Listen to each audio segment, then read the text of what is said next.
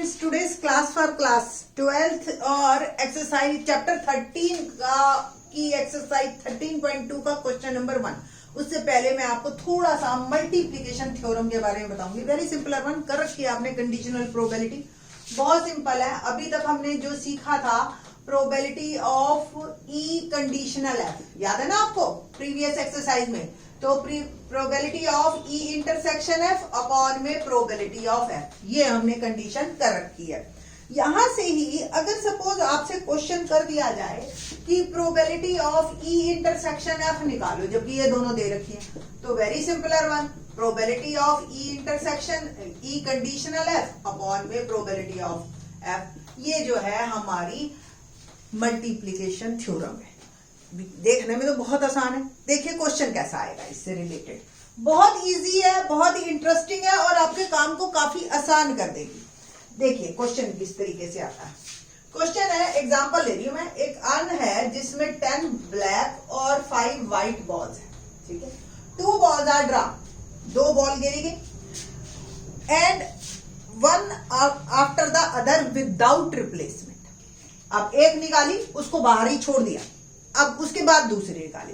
Obvious first case में 15 balls है मेरे अर्न में, दूसरे केस में 14 बॉल्स ही रह जाएंगी क्योंकि एक तो निकल चुकी है।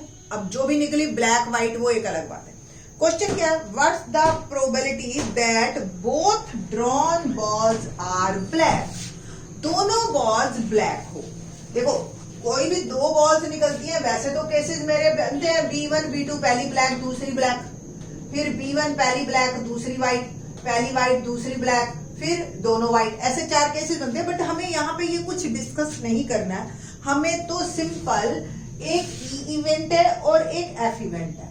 ई इवेंट है फर्स्ट बॉल इज ब्लैक, है ना, और एफ इवेंट है सेकंड बॉल इज ब्लैक, अगर सोचा जाए तो, ठीक है। और हमें जो निकालना है प्रोबेबिलिटी ऑफ ई एफ कि दोनों बॉल ब्लैक, यानी कि probability of E intersection F, है ना। और आप कहोगे दोनों बॉल्स ब्लैक है, मैं आपको फॉर्मूला बता रही हूं बस सिंपल, ठीक है। प्रोबेबिलिटी ऑफ पहला ई और इनटू में probability of E conditional F. क्या मतलब हुआ यहां पे पहली बॉल ब्लैक और बल्कि F conditionally, probability of F कि दूसरी बॉल ब्लैक जब पहले भी ब्लैक निकली, ठीक। तो प्रोबेबिलिटी ऑफ ई क्या बना, यहां से देखो, बहुत सिंपल 10th बेस्ड क्वेश्चन है कि एक बैग है और जिसमें 10 ब्लैक है 5 व्हाइट है, टोटल 15 हो गई, और ब्लैक बॉल आने की प्रोबेबिलिटी क्या होगी 10/15। अब जब एक बॉल विदाउट रिप्लेसमेंट है, रिप्लेस ही नहीं हुई, तो इट मींस अब मेरे पास 9 ब्लैक और 5 व्हाइट रहेगी, एक बॉल ब्लैक ही निकली है, ये कंफर्म है। अब इसके बाद यानी कि दूसरी भी ब्लैक निकले जबकि पहली भी ब्लैक निकली हुई है, ये हो गया F/E। और ये देखो आप यहां मल्टीप्लीकेशन हो गया सिंपल, तो प्रोबेबिलिटी ऑफ 10/15 इनटू, अब क्या है ब्लैक, अब बिल्कुल सिंपल 10th बेस्ड क्वेश्चन वैसा है कि एक बैग है जिसमें 9 ब्लैक और 5 व्हाइट बॉल्स हैं, ब्लैक बॉल की क्या प्रोबेबिलिटी, तो 9/14। इसको हम कहते हैं मल्टीप्लीकेशन थ्योरम, कि एक की प्रोबेबिलिटी निकाली फिर उसको छोड़ दिया, चाहे विद रिप्लेसमेंट हो तो दोबारा हो गई 10/15, ठीक है। वो आपके डिपेंड करेगा क्वेश्चन पे, ठीक, कि वो देगा वो कि विद रिप्लेसमेंट बात करनी है या विदाउट रिप्लेसमेंट बात करनी है। और ये आपका आंसर, आप चाहो तो इसको सॉल्व कर लो। 5 3 15, 5 2 10, 2 7 3 3 9, तो ओवरऑल मेरा आंसर आ गया 3/6। इसको कहते हैं मल्टीप्लीकेशन थ्योरम। सपोज ऐसी इसी केस में 3 कह देता कि तीसरी बॉल भी व्हाइट होती है, तीसरी बॉल भी ब्लैक हो, तो 3 की प्रोबेबिलिटी का क्या मतलब है, 3 का अगर 3 केसेस आ गए तो मल्टीप्लीकेशन थ्योरम आपकी क्या लगेगी, probability of E intersection F intersection G is probability of E into probability of F/E। अब पहले ई निकल गया, फिर एफ जब ई कंडीशन है, फिर से प्रोबेबिलिटी ऑफ जी जब ई इंटरसेक्शन एफ, ये दोनों निकल चुके हैं। या आप इसको ऐसे भी लिख सकते हो, probability of E into probability of F/E और इनटू में probability of G condition F, दोनों ये निकल चुके हैं। बस तो तीनों सिंपल सिंपल क्वेश्चन है, इसी पे बेस्ड हम क्वेश्चन करेंगे। बट उससे पहले थोड़ा सा मैं आपको इंडिपेंडेंट इवेंट्स के बारे में बता दूं। इंडिपेंडेंट इवेंट्स क्या होते हैं? सपोज आपको कोई दो इवेंट्स की प्रोबेबिलिटी निकालनी है और उनकी प्रोबेबिलिटी, इंडिपेंडेंट इवेंट्स की कंडीशन मैं आपको पहले बता देती हूँ। Probability of E intersection F, अगर ये दो इवेंट है E और F, हमें डिस्कस करना है कि इंडिपेंडेंट है या नहीं है। तो प्रोबेबिलिटी ऑफ E निकालो और प्रोबेबिलिटी ऑफ F निकालो। इनका प्रोडक्ट अगर इसके इंटरसेक्शन के प्रोडक्ट के बराबर है तो हम कहेंगे these two events are independent. ठीक है, देखो एक एग्जांपल लेते हैं फिर बात करेंगे। एक एक्सपेरिमेंट लिया हमने, एक प्लेइंग कार्ड लिए 52। ठीक है, तो ए इवेंट लिया हमने, या ई इवेंट बात कर लो। E event is card, one card is drawn and card drawn is a spade. ठीक है, और एफ है card drawn is a ace. ठीक है, एक हो गया एस और एक हो गया स्पेड। तो यहां पे अब हम तीनों चीजें निकालेंगे। क्या क्या तीनों चीजें? Probability of E, probability of F और probability of E intersection F. और फिर हम बात करेंगे कि ये इंडिपेंडेंट इवेंट्स हैं या नहीं है। ठीक है, तो probability of E, normal question 10th का क्वेश्चन है कि एक जो पैक ऑफ कार्ड्स है उसमें से एक कार्ड निकाला, क्या प्रोबेबिलिटी है कि वो स्पेड का। तो स्पेड के कितने होते हैं? 13। प्रोबेबिलिटी हो गई 13/52, 1/4।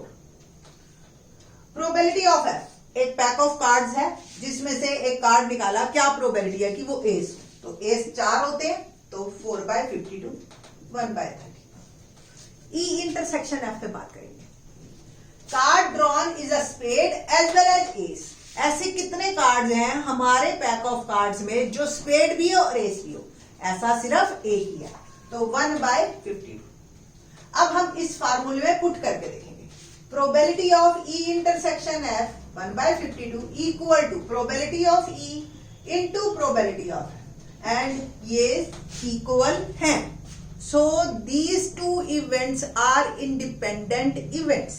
ठीक है, एक बात और मैं बता दूं आपको कि म्यूचुअली एक्सक्लूसिव अलग चीज होती है, इसको आप इससे कंपेयर मत कर लेना। म्यूचुअली एक्सक्लूसिव सेट्स होते हैं वेन डायग्राम में। जब डिसजॉइंट सेट्स हो जिनमें कॉमन कुछ ना हो, उनको हम म्यूचुअली एक्सक्लूसिव केस कहते हैं। ठीक है, बट इंडिपेंडेंट इवेंट्स हैं जिनकी प्रोबेबिलिटी निकाली जाती है। दोनों बातों में बहुत फर्क है, इस बात का आप ध्यान रखना। ठीक है, तो ये इंडिपेंडेंट की कंडीशन आपकी ये है और म्यूचुअली एक्सक्लूसिव की ये। क्वेश्चन कई बार क्या आ जाता है, इंडिपेंडेंट इवेंट्स कंडीशन दे रखी है और आपको ये निकालना है, या इन दोनों में से किसी एक की वैल्यू दे दी, इंटरसेक्शन दे दिया और ये निकाला। तो दोनों तरीके से आपको इस क्वेश्चन को करना आना चाहिए। ठीक है जी, तो मल्टीप्लीकेशन रूल और इंडिपेंडेंट रूल, इन्हीं दोनों पे बेस्ड है हमारी एक्सरसाइज 13.2। सपोज कोई अगर यहां पे नॉट इक्वल आ जाता, probability of E intersection F, probability of E into probability of F not equal है, तो ये फिर डिपेंडेंट इवेंट्स कहलाएंगे। अगर आपको डिपेंडेंट प्रूव करना है तो इट मींस आपको नॉट इक्वल प्रूव करना है। ये बातों का बस आपको ध्यान रखना। क्वेश्चन नंबर करते हैं फर्स्ट एक्सरसाइज का। होप सो आपको क्लियर होगा कि क्या इंडिपेंडेंट इवेंट्स हैं और क्या आपके मल्टीप्लीकेशन थ्योरम है। बहुत ही इजी है, क्वेश्चन 2 मार्क का 1 मार्क का आता है इस एक्सरसाइज से, बट ये वैसे बहुत इंपॉर्टेंट है क्योंकि हमारी जो 13.3 एक्सरसाइज है जो 6 मार्क को कवर कर रही है उसमें ये सारी चीजें आएंगी। तो इस एक्सरसाइज को आप एक बार कर लीजिए।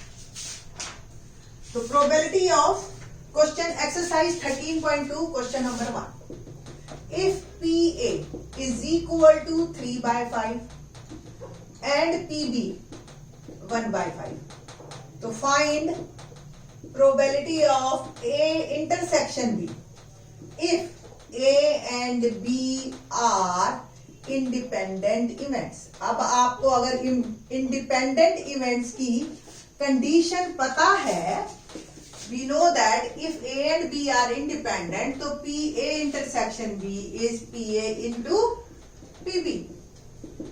PA क्या है 3/5, PB क्या है 1/5, तो इंटरसेक्शन हो गया 3/25. ये मेरा आंसर. तो काफी इजी क्वेश्चन पढ़ते हैं अगर आप इसको आराम से इस तरीके से करें तो. क्वेश्चन नंबर सेकंड देखते हैं. क्या है क्वेश्चन नंबर सेकंड? अब बात करेंगे हम सिंपल मल्टीप्लिकेशन थ्योरम पे बेस्ड क्वेश्चंस की. देखते हैं क्या है. 2 cards are drawn at random and without replacement from a pack of 52 cards. Find the probability that both cards are black. अब 52 कार्ड्स में सैंपल स्पेस आपका 52 बनता है, तो नंबर ऑफ सैंपल स्पेस जो आया आपका 52 कार्ड्स. ठीक है. ए कंडीशन है, फर्स्ट कार्ड ड्रॉन जो है is black. Okay. And second is also black. यही निकालना है. Second card is drawn is black और है विदाउट रिप्लेसमेंट, रिप्लेस नहीं हुआ. तो probability of A intersection B या प्रोबेबिलिटी ऑफ ए बी, आप इसको कुछ मर्जी कहिए दोनों. तो probability of A into probability of B ऐसे भी लिख सकते हो, क्योंकि बी रिप्लेसमेंट विदाउट रिप्लेसमेंट है, तो बी कंडीशन ए भी लिख सकते हो आप. दोनों आंसर आपके बिल्कुल ठीक है. B when A is happened only. ठीक है. तो प्रोबेबिलिटी ऑफ ए बताइए. A card drawn is black, तो ब्लैक में मेरे को बताइए कि ब्लैक कार्ड्स कितने होते हैं 52 कार्ड्स में 26. तो ए की प्रोबेबिलिटी क्या हो गई 26/52. अब एक जो है वो निकाल के मैंने साइड में रख दिया. अब सैंपल स्पेस में कितना रह गया for B. For B sample space में रह गए मेरे 51 और ब्लैक कार्ड्स कितने रह गए अब मेरे पास टोटल 25. तो प्रोबेबिलिटी ऑफ बी क्या है व्हेन ए इज हैपेंड. ठीक है. That is 25/51. तो ये आपका आंसर आएगा 26 2 जा. ठीक. सिंपल. और 25 अपॉन ये आ गया 102. तो ये मेरा आंसर है 25/100. सिंपल है. पहला और दूसरा इवेंट दोनों को आपने प्रोडक्ट कर देना है. That is called multiplication theorem. ठीक है. नाउ क्वेश्चन नंबर थर्ड करते हैं. थर्ड क्वेश्चन और भी इंटरेस्टिंग है. Let's see. A box of oranges is inspected by examining 3 randomly selected oranges drawn without replacement. एक बॉक्स है और उसमें ऑरेंजेस हैं. ठीक है. उसमें से 3 ऑरेंजेस निकाले जाएंगे और चेक करेंगे कि ये ठीक है या खराब है. अगर तीनों ठीक आ गए, if all the 3 oranges are good, the box is approved. ठीक है जी, इसको जाने दो आगे. For sale, otherwise it is rejected. Find the probability that a box containing 15 oranges, एक बॉक्स के अंदर जिसके अंदर 15 ऑरेंजेस हैं total and 12 are good, 3 are bad. अब मैं यही चाहूंगी कि जो इंस्पेक्टर है उसके हाथ में बैड वाला ना आ जाए, है ना. Will be approved for the sale. It means जो ये क्या प्रोबेबिलिटी होगी कि ये मेरा बॉक्स अप्रूव हो जाए सेल के लिए. तो इट मीन्स जो इंस्पेक्टर है उसके हाथों में तीनों गुड आए, यही बताना है ना. ठीक है. तो तीनों गुड आए तो इट मीन्स जो है, और विदाउट रिप्लेसमेंट है. पहला एक निकाल लिया, चेक कर लिया. दूसरा निकाला, चेक किया. तीसरा निकाला, फिर चेक किया. ऐसे. ठीक है. तो टोटल सैंपल स्पेस में इवेंट्स हुए मेरे 15. तो प्रोबेबिलिटी ऑफ ऑल 3 गुड.